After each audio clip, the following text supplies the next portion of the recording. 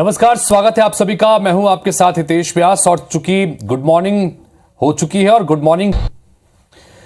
नमस्कार, स्वागत है आप सभी का। मैं हूं आपके साथ हितेश व्यास और गुड मॉर्निंग हो चुकी है और गुड मॉर्निंग प्राइम की खबरें तबाह लगातार आपको दिखा रहे हैं। और अब चूंकि 8 बजने का है और 8 बजे वक्त है मध्य प्रदेश की खबरों से रूबरू होने का। ऐसे में मध्य प्रदेश में आज दिन भर क्या कुछ खास रहने वाला है, क्या अब तक खास घटा है, सब पर बात करेंगे। लेकिन पहले हेडलाइंस देख लेते हैं। उज्जैन में कबाड़ की दुकान में लगी भीषण आग, मौके पर पहुंची फायर ब्रिगेड की टीम, आग पर काबू पाने की कोशिश जारी। राजधानी भोपाल के 20 इलाकों में आज बिजली कटौती, 3 से 6 घंटे तक गुल रहेगी बिजली, मेंटेनेंस के चलते बिजली सप्लाई रहेगी बाधित। सीएम डॉक्टर मोहन यादव आज सिविल सेवा के 686 अभ्यर्थियों को देंगे नियुक्ति पत्र। भोपाल में बाल शिक्षा अधिकार पर आयोजित कार्यशाला में भी करेंगे शिरकत। शिक्षा को लेकर मोहन कैबिनेट का बड़ा फैसला, स्वास्थ्य और चिकित्सा शिक्षा विभाग हुए मर्ज, एक मंत्री के पास होगी मेडिकल कॉलेज और अस्पतालों की जिम्मेदारी। जननायक कर्पूरी ठाकुर को मिलेगा भारत रत्न, आज 100वीं जयंती पर दिया जाएगा अवार्ड। बिहार के 2 बार सीएम और 1 बार डिप्टी सीएम रहे हैं ठाकुर। अयोध्या में दिख रही है राम लहर, मंदिर में आज भी उमड़ा भक्तों का सैलाब। सुबह 3 बजे से ही श्रद्धालु लाइन में लगे हैं। कुल 5 लाख श्रद्धालुओं ने अब तक कर लिए हैं रामलला के दर्शन।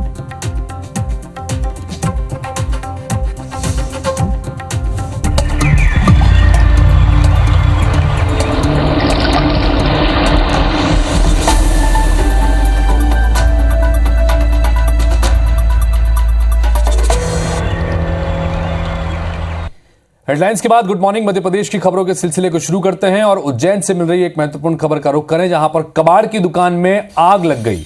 दुकान में रखा हुआ सामान जलकर पूरी तरह से राख हो गया। दमकल की गाड़ी मौके पर पहुंची। किसी के हताहत होने की खबर हालांकि नहीं है, लेकिन दुकान में रखा हुआ सारा सामान जलकर खाक हो गया। आग लगने का कारण अभी अज्ञात है। छोटे तालाब इलाके की ये घटना है उज्जैन की। तो छोटे तालाब इलाके में एक दुकान में, कबाड़ की दुकान बताई जा रही है, उसमें ये आग लगी और आग में दुकान पूरी तरह से जलकर खाक हो गई। आग पर काबू पा लिया गया है, लेकिन हताहत कोई नहीं हुआ, ये राहत की बात है। विजय नीमा हमारे साथ, हमारे सहयोगी जुड़ रहे हैं, उनसे बात करते हैं। विजय, ये आग लगने की खबर आ रही है, कबाड़ की दुकान थी, क्या कुछ वजहों के बारे में जानकारी मिल पाई है और क्या पूरी तरह से आग पर काबू पा लिया गया है? अभी क्या अपडेट? जी, मैं आपको पूरा बताना चाहूंगा कि छोटे तालाब के पास उन्हेल क्षेत्र की ये पूरी घटना है। उज्जैन के उन्हेल क्षेत्र की ये पूरी घटना है। कबाड़ की दुकान में आग लग गई, उसका सामान जल के पूरी तरीके से खाक हो गया है। मौके पर पहुंची फायर ब्रिगेड ने आग पर काबू पाया। फिलहाल इसमें किसी प्रकार की जनहानि नहीं हुई है, लेकिन आग के कारणों का जो पता है फिलहाल लगाया जा रहा है। अज्ञात कारण अभी बताए जा रहे हैं। ये पूरा जांच का विषय है और इसका पता लगाया जा रहा है। जी विजय, नजर बना के रखिए। फिलहाल बहुत बहुत शुक्रिया इस तमाम जानकारी के लिए आपका।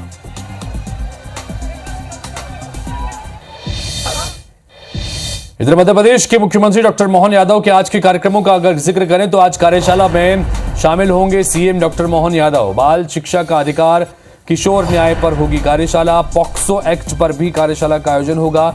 समन्वय भवन में सुबह 11 बजे ये कार्यशाला होगी।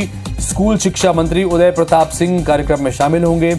महिला एवं बाल विकास मंत्री निर्मला भूरिया भी मौजूद रहेंगी। राज्य बाल अधिकार संरक्षण आयोग के अध्यक्ष देवेंद्र मोरे भी इस कार्यशाला में शामिल होने जा रहे हैं।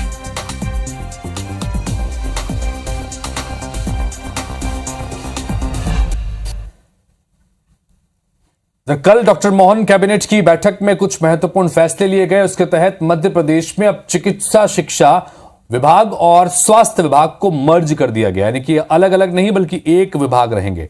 मोहन कैबिनेट की बैठक में यह अहम फैसला लिया गया। अब दोनों विभागों की जिम्मेदारी एक ही मंत्री के पास होगी। इसके अलावा कई अहम फैसले लिए गए हैं। माल और सेवा कर संशोधन अध्यादेश 2024 पर मोहर लग गई है। मध्य प्रदेश आयुर्वेदिक विश्वविद्यालय अधिनियम 2011 के कुछ प्रावधानों में संशोधन किया गया है, जिसके तहत आयुर्वेदिक विश्वविद्यालय नर्सिंग इरिगेशन परियोजना को मंजूरी दी गई है, जिसमें 26 गांवों की 7500 हेक्टेयर जमीन में सिंचाई होगी। रतलाम के बैराज बांध पर भी मंझूलिया समूह जल परियोजना को मंजूरी दी गई है। यहां 204 करोड़ रुपए की लागत से 1000 से ज्यादा आदिवासी गांवों को पीने का पानी मिल सकेगा। सरकार ने जल प्रदूषण निवारण अधिनियम 1974 में भी संशोधन को मंजूरी दी है। वहीं प्रदूषण कंट्रोल के अधिकारियों को कोर्ट के अधिकार दिए जाएंगे। छोटे मामलों की सुनवाई को निपटाने के लिए केंद्र को यह प्रस्ताव भेजा जाएगा। तो वहीं अब मध्य प्रदेश के सभी जिलों में प्रधानमंत्री एक्सीलेंस कॉलेज खोलने की मंजूरी भी कैबिनेट ने दी है। जनजातीय विभाग के अंतर्गत आने वाले अशासकीय शिक्षक कर्मचारियों को छठे वेतनमान का लाभ दिया जाएगा। चिकित्सा शिक्षा विभाग और लोक स्वास्थ्य एवं परिवार कल्याण विभाग अलग अलग थे। आज दोनों ही विभागों को एक कर दिया गया, जिससे कि इफिशियंसी बढ़े।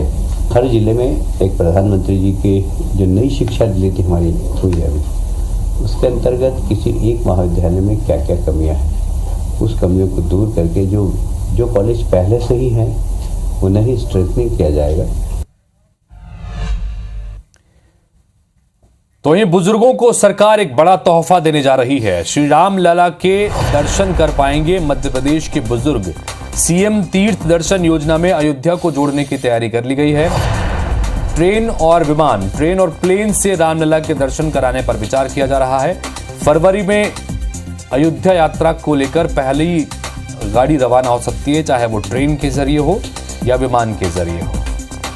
ये अपनी मोदी की गारंटी में भी इस बात का जिक्र किया गया था कि अगर सरकार मध्य प्रदेश में बीजेपी की बनती है तो मध्य प्रदेश के आम लोगों को तीर्थ यात्रा के तहत रामलला के दर्शन कराए जाएंगे। और अब बुजुर्गों को खास तौर पर इस तीर्थ दर्शन योजना के तहत इसमें शामिल किया गया, जिसमें उनकी हवाई सेवा भी मुफ्त में कराई जाएगी और हवाई सेवा के जरिए उन्हें अयोध्या ले जाया जाएगा। इसकी तैयारी चल रही है और जल्दी ही इसका ऐलान हो सकता है।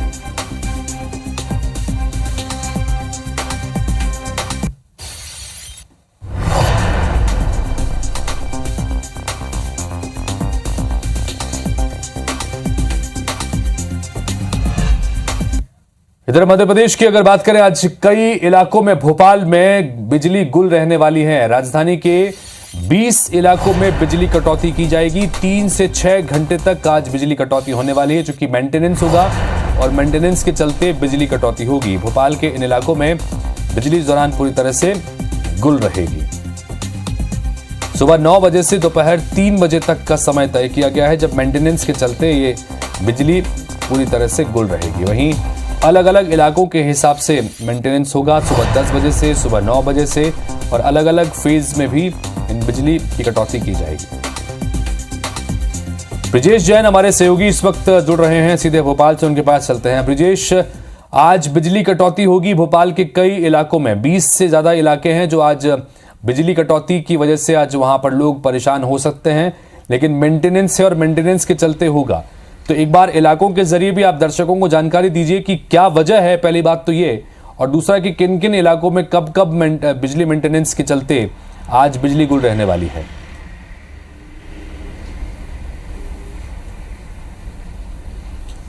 बिल्कुल, देखिए, अगर भोपाल की 20 कॉलोनियों की बात करें जहां बिजली आज कटने वाली है, तो 3 से लेकर 6 घंटे तक की ये बिजली कटौती होगी। कुछ कॉलोनियों में 3 घंटे के लिए बिजली बंद रखी जाएगी और कुछ कॉलोनियों में 5 घंटे 6 घंटे जो है वो बिजली बंद रखी जानी है। आज अगर बात करें सिलसिलेवार तरीके से, तो सबसे पहले सुबह 9 बजे से रोहित नगर और बाबड़िया के जो इलाके हैं उनके आसपास की कॉलोनियों में सुबह 9 बजे से लेकर 12 बजे तक के लिए बिजली बंद रखी जाएगी। बिजली कंपनियां मेंटेनेंस का हवाला इन इलाकों में दे रही हैं। और दूसरा, अगर हम 12 बजे से बात करें तो रोहित नगर के आसपास 56 भोग की जो कॉलोनियां हैं, आसपास की कॉलोनियां हैं, दाना पानी रेस्टोरेंट है, बाबड़िया नगर के पास मिसरोद रोड की जो कॉलोनियां हैं, उन तमाम कॉलोनियों में, फॉर्च्यून हाइट्स में, शीतल होम्स में, इनमें दोपहर के 12 से लेकर शाम को 5 बजे तक की बिजली कटौती होगी, यानी कि लगभग दिन भर ही बिजली यहां पर काटी जाएगी। इसके अलावा एमएलए रेस्ट हाउस के आसपास, जवाहर चौक, न्यू मार्केट और इसके आसपास बाढ़ गंगा जैसी कॉलोनियों में रहने वाले रहवासी जो हैं उनको भी बिजली कटौती का सामना करना पड़ेगा, जहां पे दोपहर के 3 बजे से लेके और शाम के 7 बजे तक यहाँ बिजली कटौती होगी। बिजली कंपनियों का कहना है कि मेंटेनेंस के चलते ये बिजली जो है वो कट की जा रही है।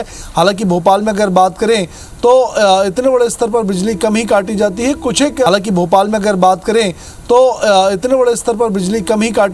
कुछ एक इलाकों में या पर्टिकुलर मोहल्लों में जरूर लाइन को काटा जाता है, बिजली बंद रखी जाती है। लेकिन अब कहा जा रहा है कि गर्मियों के पूर्व का ये मेंटेनेंस है और इसीलिए पेड़ों की कटाई और तारों की दूसरी व्यवस्थाओं के लिए सुचारू रूप से बिजली जारी रहे, इसके लिए ये बिजली जो है वो कटौती की जा रही है। बिल्कुल ब्रजेश, तो मेंटेनेंस की वजह से ये बिजली कटौती की जा रही है ताकि आने वाले समय में, चूंकि अब मौसम बदलेगा, धीरे धीरे गर्मी आएंगी और उससे पहले ही मेंटेनेंस कर व्यवस्थाओं को दुरुस्त करने की कोशिशों के तहत भी देखा जा रहा है। तो बहुत बहुत शुक्रिया ब्रजेश इस तमाम जानकारी के लिए आपका। तो 20 इलाके जिसकी जानकारी स्क्रीन पर भी हम लगातार आपको दिखा रहे थे, ये वो इलाके जहां पर सुबह 9 बजे से लेकर अलग अलग समय में 3 से 6 घंटे तक की बिजली कटौती आज रहने वाली है। आगे बढ़ते हैं, फिलहाल जबलपुर की बात करें। जबलपुर में वाहन चेकिंग के दौरान एक कार से 79 लाख रुपए से ज्यादा का कैश बरामद किया गया है। कार में बैठे सतीश मालपानी नाम के युवक ने खुद को लोहे का व्यापारी बताया, जो रुपए लेकर नागपुर जा रहा था। इतनी बड़ी कैश राशि को देखते ही पुलिस ने आयकर विभाग को सूचना दी। फिलहाल ये कैश राशि जब्त कर ली गई है और आयकर विभाग की टीम भी व्यापारी से पूछताछ कर रही है। आशंका है कि युवक के तार हवाला कारोबार या टैक्स चोरी से भी जुड़े हो सकते हैं।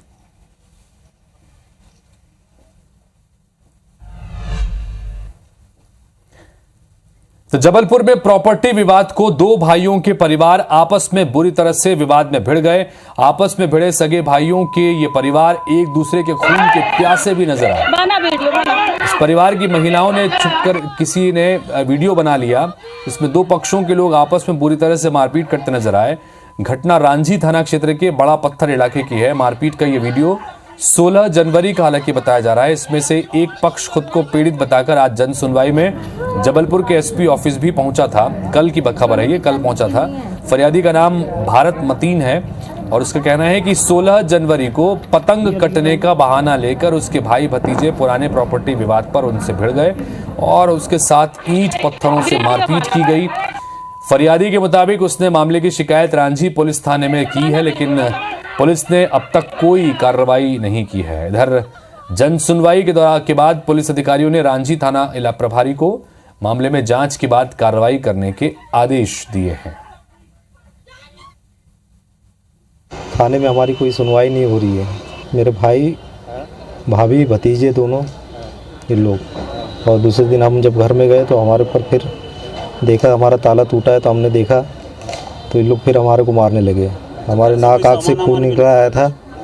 थाने जाके फिर बैठ गए हम 8 बजे, तो हमारी फिर कंप्लेंट नहीं रखे, हमको भी उठा के अंदर कर दिए। हम सभी थाना प्रभारी और सीएसपी एसडीओपी को निर्देशित करेंगे कि 7 दिन के भीतर हर हाल में इनके शिकायतों को अटेंड करें और इसमें कोई ठोस कार्रवाई करें जिससे इनको संतुष्टि हो और जो भी निराकरण हो इनको बताने का प्रयास करें। तो कटनी के एक निजी अस्पताल प्रबंधन पर मृत महिला का 3 दिन तक इलाज करने का गंभीर आरोप लगा है। मृत महिला के परिजन ने बताया कि 15 जनवरी को कचहरी चौक स्थित एमजीएम हॉस्पिटल में वो अपनी मां को लेकर पहुंचे थे। तब 3,50,000 रुपए जमा कराए गए। ऑपरेशन के बाद से उनकी मां बेहोशी की हालत में थी। 3 दिन पहले उनकी मां की मौत हो गई, लेकिन हॉस्पिटल के डॉक्टर ने उन्हें जबरन वेंटिलेटर पर रखा और 3 दिन बाद सूचना दी कि उनकी मां की मौत हो गई है। अस्पताल प्रबंधन ने 50,000 रुपए का बिल और भी अलग से थमा दिया और कहा गया कि बिल जब तक जमा नहीं होगा शव नहीं ले जाने देंगे। इधर हालांकि अस्पताल प्रबंधन ने परिजन के तमाम आरोपों से इनकार किया है और समझाइश के बाद शव का पोस्टमार्टम भी अब कराया जा रहा है।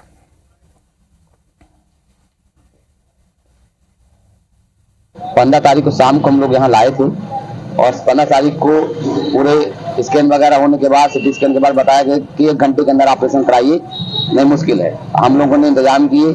ऑपरेशन बहुत लेट हुआ है, सुबह 8 बजे हुआ है और ऑपरेशन लेट होने के बाद जब से मम्मी होश में नहीं है, जबकि 4-5 दिन पहले से ही लग रहा था कि मम्मी नहीं है, इस तरीके से 3.5 लाख रुपए ले लिया गया है। अभी बॉडी नहीं दी जा रही। उसका समझा दिया गया था उसको कि पेशेंट की हालत गंभीर है। 50,000 रुपये लेना बाकी था। उनके द्वारा ऐसा बिल्कुल भी नहीं बोला गया कि पैसे नहीं है या कोई ऐसी बात है। मरीज की बॉडी को जो है पीएम कराने की बोला गया था उनसे कि पीएम कराना पड़ेगा, पर परिजन जो है पीएम कराने को तैयार नहीं थे। अभी उनको समझाया है तो तैयार हो गए हैं पीएम कराने के लिए ले जाने को। बॉडी हम शिफ्ट करा रहे हैं पीएम बॉडी के लिए। जैसा कि उन्होंने ये भी आरोप लगाया कि वेंटिलेटर 3 दिन पहले, वो सब गलत है, वो निराधार है। फिर इंदौर के द्वारकापुरी थाना क्षेत्र के गर्भ में ही जुड़वा बच्चों की जान चली गई और इस पर परिजनों ने अस्पताल प्रबंधन पर लापरवाही का आरोप लगाया। परिजनों का कहना है कि प्रसव पीड़ा होने के बाद अस्पताल में मरीज को भर्ती कराया गया था, लेकिन समय पर डॉक्टर नहीं पहुंचने और इलाज नहीं मिलने पर बच्चों की जान चली गई। परिजनों ने डॉक्टर भारती द्विवेदी पर लापरवाही का आरोप लगाया है। परिजनों ने इसकी शिकायत कलेक्ट्रेट पहुंचकर जन सुनवाई में की। परिवार वालों ने कलेक्टर आशीष से न्याय की मांग की है, तो वहीं इस पर कलेक्टर ने जांच के बाद कार्रवाई करने की बात कही है। मेरी वाइफ को अचानक प्रसव पीड़ा हुई। मैंने डॉक्टर को कॉल किया, भारती द्विवेदी को। उन्होंने कहा कि आप हॉस्पिटल आ जाइए, मैं हॉस्पिटल पहुंच रही हूं। जैसे ही हम हॉस्पिटल गए, मैडम वहां नहीं मिली हमें। हमने कॉल किया, उन्होंने कहा आप नर्स से मिल लीजिए। नर्स का नाम था उमराव परमार। उनसे मिलवाया उन्होंने कहा आप खाते में पैसे डाल दो मेरे ऑनलाइन डिलीवरी के लिए, मैं आ रही हूँ। मैडम रात भर नहीं, बल्कि मेरी वाइफ को जो ट्विन बच्चे उसमें पेट में थे, बट मैडम रात भर टालती रही। मैडम आई नहीं, रात भर मैडम ने, इस कारण मेरे बच्चों की डेथ हो गई सुबह। मेरी बहू डांटे से कलाती रही, वो मेरे से बोलती थी बच्चे सही है, बच्चे सही है, सही है। 6 बजे तक बोला मेरे से कि बच्चे सही है। फिर बाद में 9:30 बजे के बाद सोनोग्राफी भाई बोले बच्चे शांत हो गए। तो तुम्हारी व्यवस्था नहीं है, तुमने हाथ नहीं लगा, तो मेरी बहू के मालूम कैसे पड़ के बच्चे शांत हो गए। एक अस्पताल की शिकायत हुई है कि लापरवाही की वजह से मृत्यु हुई है। इस संबंध में कमेटी गठित करी गई है 3 डॉक्टर्स की। उस कमेटी को निर्देशित किया गया है कि कल शाम तक वो अपनी रिपोर्ट देंगे और रिपोर्ट में जो भी आता है उसके आधार पर आगे कार्रवाई करी जाएगी। तो जबलपुर में 35 साल की एक महिला ने मुस्लिम धर्म छोड़कर हिंदू धर्म अपना लिया। सदर बाजार स्थित शिव मंदिर में धर्म सेना के कार्यकर्ताओं की उपस्थिति में पंडित ने विधिवत पूजन पाठ कर सनातन धर्म में उसकी वापसी कराई। महिला का नाम, अब नया नाम जो है वो नंदिनी रखा गया है। पहले महिला का नाम राजिया बी था। महिला ने कहा कि जल्दी ही उसके पति की भी सनातन धर्म में वापसी होगी। सनातन में वापसी के बाद महिला ने बताया कि उसकी बचपन से ही सनातन के प्रति लगाव रहा है और शादी के बाद उसके पति ने इस बात को समझा और सनातन में वापसी के लिए महिला की मदद भी की। साथ ही महिला ने बताया कि सनातन धर्म में महिलाओं बेटियों को जो सम्मान मिलता है वो दूसरे धर्म में नहीं मिलता। तलाक की प्रथा है जो तरह के हर तरीके से इस्लाम सही नहीं है, इसलिए सनातन धर्म में आए हैं। सनातन धर्म में अपने घर में वापसी करें हैं हमें सबसे अच्छा लगता है। यही संदेश देंगे कि हमारे प्रभु श्री राम विराजे हैं, तो अब हमें भी अपने घर की वापसी चाहिए। जितनी भी मुस्लिम महिलाएं हैं, जितने भी मुस्लिम भाई हैं, हमारा सबसे यही कहना है कि अपने घर में वापसी। सनातन धर्म में नारी को नारायण के जैसे पूजा जाता है। आज नंदनी का पूर्व नाम रजिया स्वागत करता हूं। हम सभी स्वागत करते हैं सनातन धर्म में वापसी का। दुनिया का सर्वश्रेष्ठ धर्म कोई है तो सनातन धर्म ही है, जिसमें महिलाओं को बराबर का सम्मान और पूरा आदर किया जाता है, जहां नारियों को देवी के रूप में पूजा जाता है। और आज नंदनी ने भी स्वीकार करी इस बात को कि सिर्फ सनातन ही है ऐसा कि जहां स्त्रियों को बराबरी का अधिकार है। तब पश्चिम रेलवे लक्ष्मीबाई नगर से इंदौर स्टेशन के बीच तीसरी रेल लाइन बिछाने की योजना पर काम चल रहा है। लाइन बिछने से इंदौर से नगर के बीच भविष्य में रेल यातायात को निर्धारित गति से चलाने में मदद मिलेगी। तीसरी लाइन बिछने से न केवल इंदौर स्टेशन से देवास या फतेहाबाद तरफ जाने वाली ट्रेनों की आवाजाही आसान होगी, बल्कि इंदौर रेलवे स्टेशन से लक्ष्मीबाई नगर यार्ड या इंदौर कोचिंग डिपो में मेंटेनेंस के लिए ट्रेनों को लाने ले जाने के लिए अतिरिक्त लाइन मिल जाएगी।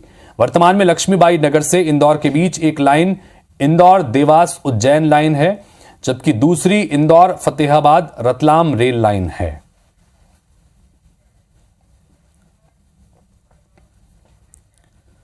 तो शाजापुर में सड़क हादसा हो गया। तेज रफ्तार बस पलट गई। 4 से 5 लोगों को इसमें चोटें आई हैं। बस का एक्सल टूट जाने की वजह से यह हादसा हुआ है और तेज रफ्तार हालांकि थी, जिस वजह से भी हादसा हुआ और तेज रफ्तार बस अचानक से पलट गई, चूंकि बस का एक्सल टूट गया था और 4 से 5 लोगों को इस हादसे में चोट आई है। ये शाजापुर की तस्वीर आपको दिखा रहे हैं और तेज रफ्तार बस थी और तेज रफ्तार होने की वजह से अचानक जब एक्सल टूटा तो अनबैलेंस होकर गाड़ी पलट गई और इसमें 4 से 5 लोगों को चोटें आई हैं।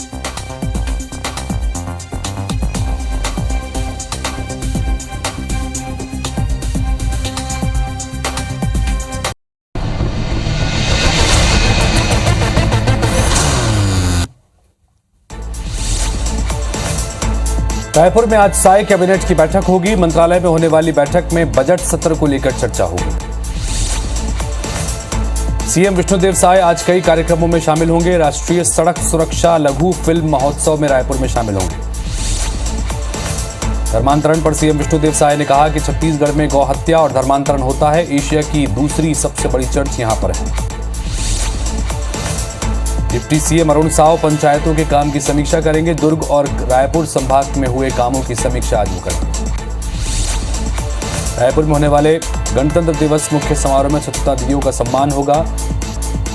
स्वच्छता दीदियों के परिजनों के साथ दिल्ली में दरअसल एक कार्यक्रम होगा, वहां रवाना होंगे। परीक्षा पर चर्चा कार्यक्रम को लेकर छत्तीसगढ़ में कलेक्टरों को निर्देश जारी किए गए हैं। कार्यक्रम में सहभागिता के संबंध में निर्देश मिले हैं।